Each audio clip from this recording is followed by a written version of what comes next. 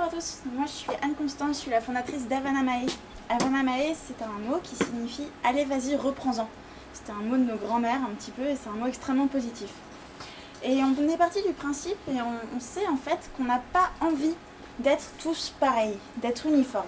On n'a pas envie non plus de manger la même chose, on n'a pas envie de toujours découvrir la même chose, on a envie de changer un petit peu. Et pour nous en fait, ceux qui prônent le mieux la découverte, le fait de changer, ce sont les commerces de proximité. Et c'est pour ça que sur notre plateforme, on a tout un service qui permet de valoriser, de mettre en avant les commerces de proximité. Alors, pour commencer, en fait, ça ressemble à ça. Ah, ça ressemble à ça, plutôt. Vous avez deux aspects, véritablement, dans le site. Un aspect recherche, c'est-à-dire j'ai mon adresse, à partir de là, je cherche une catégorie où je tape un mot-clé, et vous arrivez sur la carte, vous avez tous les magasins à proximité. De là, vous pouvez sinon vraiment naviguer dans le site et découvrir, venir pour un commerce et découvrir en fait grâce à tes articles, des articles que eux publient ou que nous rédigeons pour eux. Là, ça peut être la dernière critique de livre par exemple du libraire, ou ça peut être encore une recette de la part du boucher, ça peut être plein de choses hyper différentes et hyper enrichissantes et attractives. Il y a également une boutique en ligne, donc on peut acheter, réserver ses produits sur le site. Le principe, c'est que on répond à un besoin des utilisateurs. Sur 250 interrogés, il y en a 90% qui souhaitaient utiliser Internet pour acheter au local. Et donc, il peut lire ce que fait son magasin, il peut consulter le catalogue, il peut découvrir des magasins qui sont à proximité. Le but, c'est de leur donner envie de retrouver leur commerce de proximité. Les commerces, il y en a 600 000 en France. Il y a 3000 associations de commerçants et eux, ils ont besoin d'une boutique en ligne, ils ont besoin de gens, d'une page qui soit actualisée véritablement parce qu'ils sont de l'emploi local, c'est bénéfique pour l'environnement et en plus ils sont en fort renouvellement. Notre business model, on a 3 prix, 30, 60, 90 € par mois, plus une offre annuelle. Là, ils se débrouillent tout seuls globalement, à savoir qu'on ne prend pas de commission sur les ventes, c'est un véritable choix. Et à partir de 60 €, on les aide à rédiger des articles. On rédige des articles pour eux. Au niveau du business model de la suite, alors je ne sais pas si vous allez bien voir, mais le principe, c'est que nos BizDev signent au minimum un commerce par jour. C'est là-dessus qu'on est parti. Ils envoient en moyenne 20 par jour. Et on a un objectif donc, qui est très pessimiste de signature d'un commerce. Au niveau du taux de rédaction des articles, donc on va avoir des rédacteurs à l'intérieur dans la boîte et ils rédigent entre 13 et 15 articles par jour. C'est des gens qui sont spécialisés, qui vont dans les commerces et qui véritablement cherchent des idées, piochent des idées et à partir de là écrivent avec leur plume. Ça va pas marcher. Ok. Au niveau des concurrents, bon forcément comme dans tous les prismes comme ça, on est en haut à droite. On n'a pas de concurrents qui sont véritablement directs, qui font la même chose que nous. On a un environnement avec des acteurs du marché qui est chargé et on a des concurrents indirects, des petits concurrents indirects, un Google, un tout ça. Mais le but en fait, le principe c'est qu'on fait des choses véritablement supplémentaires qui peuvent être prises dans plein de plateformes différentes mais qui n'existent pas dans une. Et ça c'est ce qu'on fait. L'équipe, vous n'avez pas d'image, c'est pas drôle, mais on est 5 pour l'instant. Et on a une responsable marketing, on a une business développeur et on a 2 stagiaires. Et le principe, c'est que la plateforme est développée avec une société extérieure qui sont des partenaires depuis le début. C'est véritablement on a fait avec eux le cahier des charges, on a développé la plateforme, ça fait 1 an et demi qu'on travaille, donc c'est vraiment un travail de long terme avec eux. Aujourd'hui, pour notre traction, alors ça vient de changer aujourd'hui, on a 14 lettres d'intérêt signées. On a 2 villes qui sont en cours de démarchage Nanterre et Rueil. Et on a 75% d'intérêt pour le site sur 250 personnes interrogées. Au niveau des reprises presse, là on a gagné ce week-end de la reprise presse justement. On est apparu dans le Hauts-de-Seine Mag et dans le Parisien, Boulogne, parce qu'on a gagné donc un prix d'innovation tourisme. On a été récompensé par le département des Hauts-de-Seine et des Yvelines pour faire quelque chose dont je vais vous parler après, tout ce qui est stratégie. Le but, c'est d'atteindre à 3 ans 1 million € de chiffre d'affaires. Vous voyez ici au niveau des charges que la première année va être très difficile, mais on l'a pris en compte dans notre plan de financement, et qu'après au niveau des années, on se stabilise bien et on arrive à faire un on arrive à faire de bonnes années et à être en positif. Donc le principe, on a toute une politique, stratégie, communication, marketing, développement, tout ça. Et ce qu'on a développé ce week-end plus précisément, ça montre un petit peu ce qu'on veut faire. C'est véritablement en fait de faire un partenariat avec des hôtels pour qu'on leur mette à disposition une carte sur laquelle ils vont retrouver notre base de données à nous. Et en fait c'était donc fait avec le département, donc du coup la base de données aussi des événements, de tout ce qui va être culturel. Du coup en fait un moyen pour nous de nous développer, ça va être d'aller chercher les clients dans les hôtels directement. C'est quelque chose qui est mis gratuitement à disposition des hôtels parce que ça nous fait une publicité folle et que eux de toute manière ne paieront pas pour ce service. Mais surtout ça nous permet donc de les faire venir dans les commerces de proximité, ça nous permet de leur indiquer où est-ce qu'ils peuvent trouver un souvenir, où est-ce qu'ils peuvent ramener des choses. Un service aussi, une séance de sport, plein de choses comme ça. Et en même temps, nous, ça nous permet une véritable publicité gratuite et un canal d'acquisition absolument monstrueux. Donc on veut vraiment grossir. Le principe, c'est qu'on se développe ville par ville, on a de l'ambition, mais on y va véritablement ville par ville, département par département. Et c'est exactement la même chose au niveau marketing. On travaille pour, comme ça, au fur et à mesure, avoir plus de reprises possibles et plus de choses possibles avec un business model construit, tout ça. Très bien. Merci.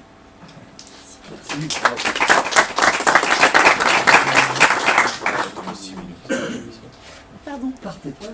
Oui. Non, j'ai pas peur. Il y a un vélo, mais vous avez pris la mobilette là. Sur la forme, c'est un des points que j'ai remarqué. Vous avez le temps pour raconter votre histoire. Je pense que c'est bien, parce qu'on vous a suivi, mais vous avez fait prendre le TGV là. Enfin, ça c'est plutôt à fond. Faudrait peut-être couper un petit peu les feux. Non, d'habitude c'est. Tu vois, ouais. Mais là, bon c'est bien, non, c'est bien d'avoir du rythme. Hein, pas qu'il y en ait trop. Non, ouais, vous avez le temps de dire les choses. Parce qu'il faut qu'on cerne la valeur du projet, de ce que vous apportez. Ouais. Moi j'avais une question aussi, là plutôt plus sur le fond, c'était une remarque sur le fond. Par rapport à ce que vous proposez aujourd'hui, on a vu que vous avez un peu regardé la concurrence, en tout cas mis les choses à la concurrence. Ouais. Comment vous résumez aujourd'hui le bénéfice distinctif par rapport à ce qui peut exister aujourd'hui dans la mise en avant des commerces de proximité? Moi, spontanément, j'ai pensé pas jeunes qui font ce job-là, je ne sais pas s'ils font bien, mais en tout cas, ça existe. C'est quoi la différence majeure de votre plateforme? Le truc en plus, déjà, c'est notre esprit et leur esprit. Page jaune, c'est un service qui est démodé, qui est trop cher, qui est démodé. Il y a une première chose. Votre valeur ajoutée, c'est nos prix aussi. On est beaucoup plus, on est largement en dessous de Page jaune. Et en plus, on fait un service véritablement de rédaction. Nous, on leur propose ce que Page jaune ne fait absolument pas. Page jaune leur met peut-être à disposition un site internet. N'empêche, c'est un blog des années 90. Et en plus de ça, c'est pas du tout mis à jour. C'est pas du tout. Nous, on leur propose vraiment de.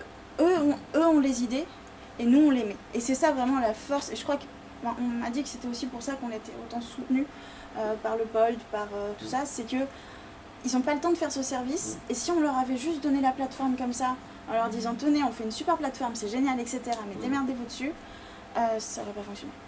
D'accord, donc si je résume, c'est votre proximité et le service que vous apportez autour de la construction, de la valorisation des actifs de la boutique sur Internet.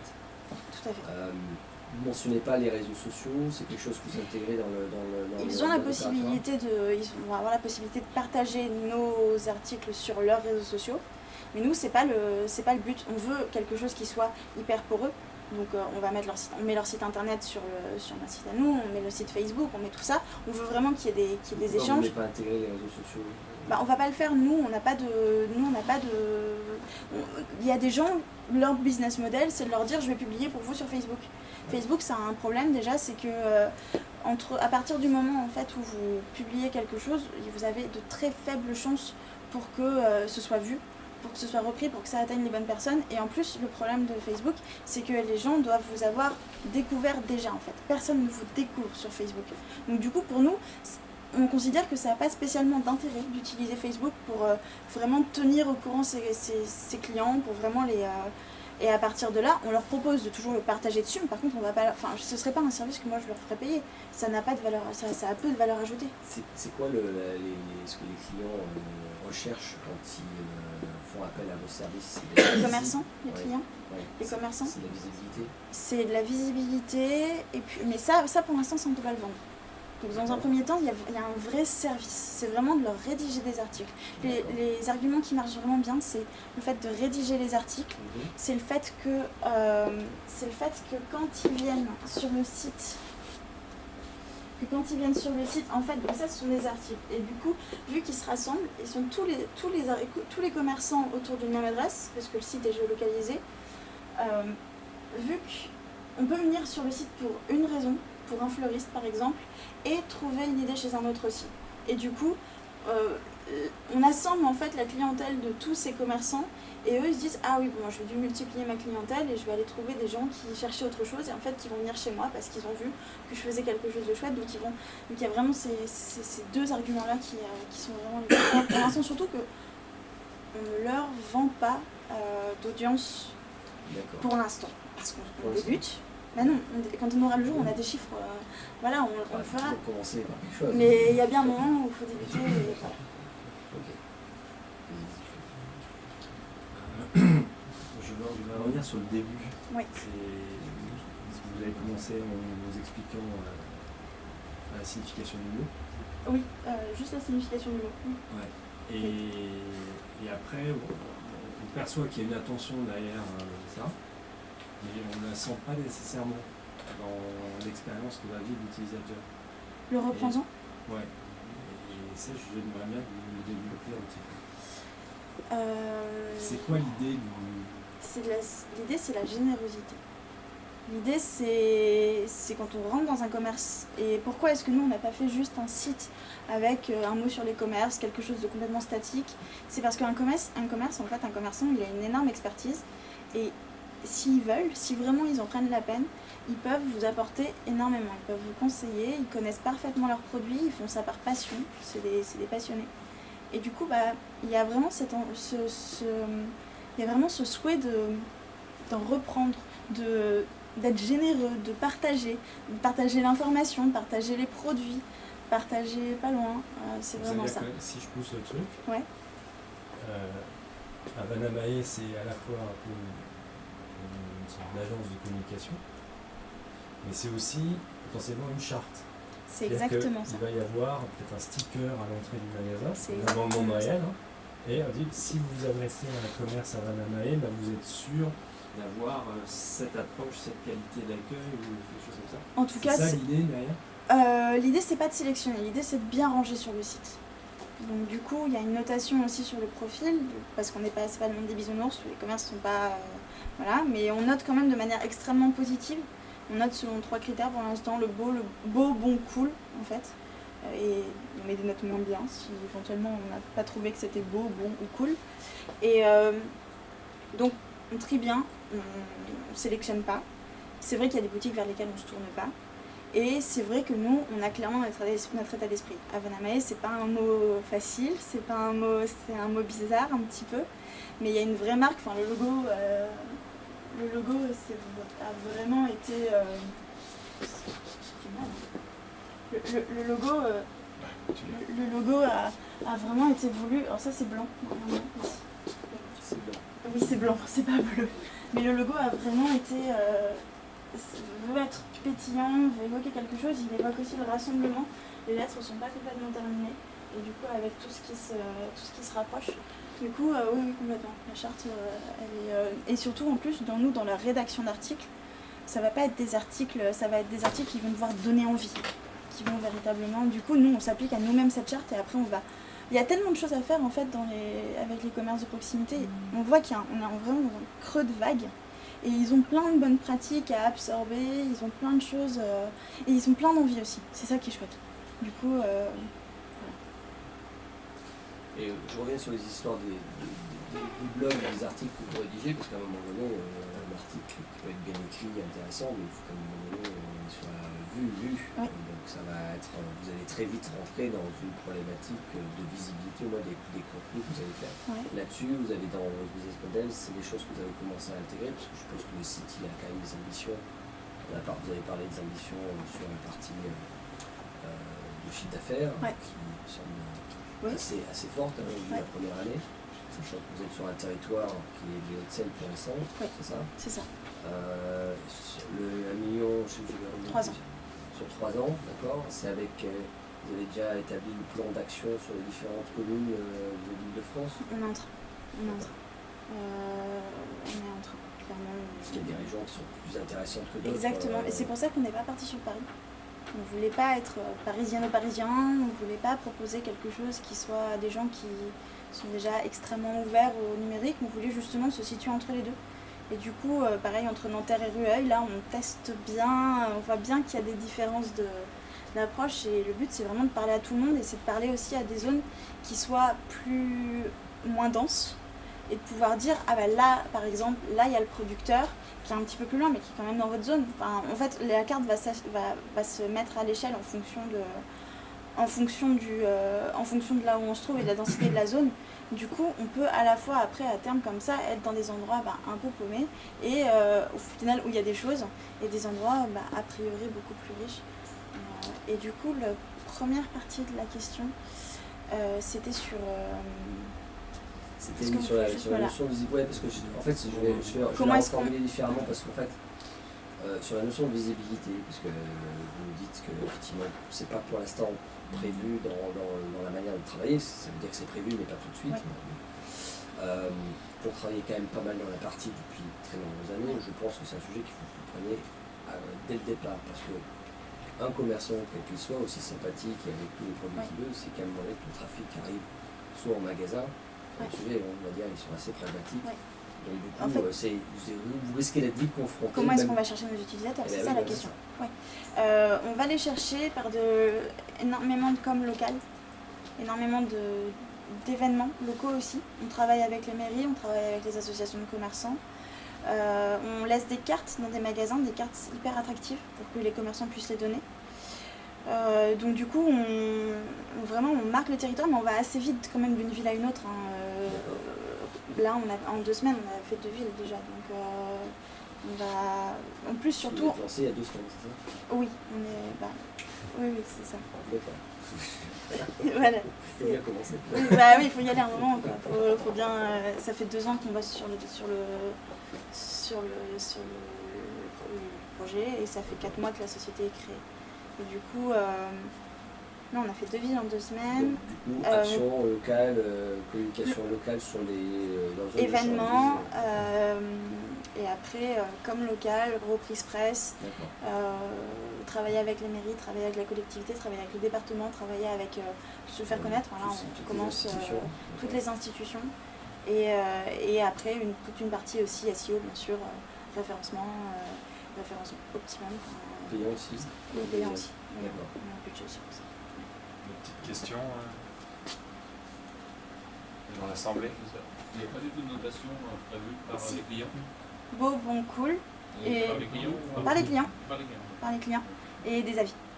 D'accord. Et je vais revenir sur le chiffre, c'était 1 million, le panier moyen était à 30 euros, je crois. Le panier moyen était un peu en dessous de 60 euros. 60 euros, donc ça fait à peu près 15 000 paniers commerce. À 3 ans, oui. 3 ans à 1 par jour. C'est ça. Mais on a plus, on a, non, 1 par jour par business développeur. D'accord. Je suppose qu'il y a une version mobile, je regarde le truc. Il y a une... Vous avez accès à quoi là? C'est une version mobile. Oui, en fait, c'est mis en prod. Oui, c'est ça c'est le blog. Oui. Il y aura une application, on va investir dedans, mais pas encore, et c'est du mobile. Et c'est pour l'instant, c'est du responsive en effet. D'accord, parce que je pense que vous avez un sujet qui est très pratique sur cette mobilité. Et que vous avez plutôt intérêt à l'orienter sur la logique mobile first. Dans un premier temps, on va faire une web app. Ça a été le choix qui a été fait au départ de faire un site responsive. Avec une web app et ensuite ça, avec... C'est obligatoire, sinon vous n'êtes pas indexé sur Google. Oui, non mais ça on est complètement d'accord. Ça, je le prenne. Et après, à réintégrer dans une app normale, on s'est dit que ce serait plus facile dans ce sens-là plutôt que dans l'autre. On a fait le choix d'être quand même et de ne pas avoir qu'une application à télécharger.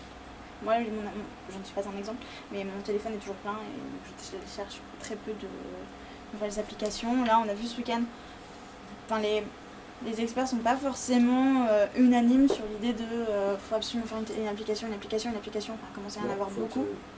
Lisible sur mobile, Oui, c'est ça, mais on est en responsive. C'est la principale condition après judiciaire en fonction du modèle, mais surtout lisible sur mobile de manière assez claire. Ouais, ça c'est juste un bug pour l'instant, c'est pas notre site. C'est pas lui, ça c'est celui qui est en prod, qui doit nous être livré d'une minute à l'autre. D'une minute à l'autre. On est vraiment là-dedans. On est vraiment là-dedans. Merci, Constance. Merci beaucoup. Bravo.